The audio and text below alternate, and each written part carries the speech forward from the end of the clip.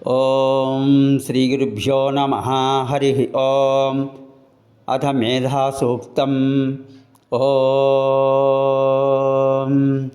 యశ్చందసామృషభో విశ్వరూపః ఛందోభ్యోऽధ్యమృతా సంబభూవ సಮೇంద్రో మేధయా స్పృణోతు అమృతస్య దేవధారణో భూయాసం శరీరం మే విచర్షణం జిహ్వా మే మధుమత్తమా కర్ణాభ్యాం భూరి విశ్రువం బ్రహ్మణః కోశోషి మేధయా పిహితః శ్రుతం మే గోపాయ మేధా దేవి జుషమానా న ఆగా ద్విష్వాచి భద్రా సుమనస్యమానా త్వయా జుష్టానుదమానా దురుక్తాన్ బృహద్వదేమ విదతే సువీరాः त्वया जुष्टऋषिर्भवति देवि त्वया ब्रह्मा गतश्री ऋतत्वया त्वया जुष्टश्चित्रं विन्दते वसुसानो जुषस्वद्रविणो न मेधे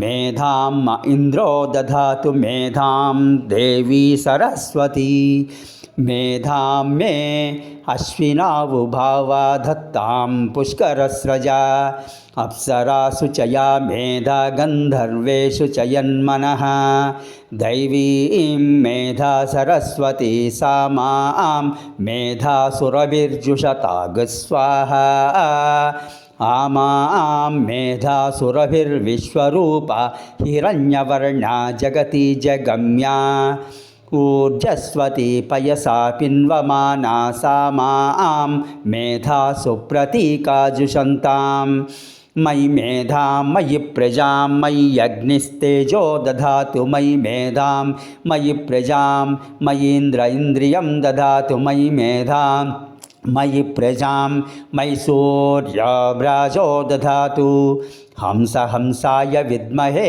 परमहंसाय धीमहि तन्नो हंसः प्रचोदयात्. हरि ओम.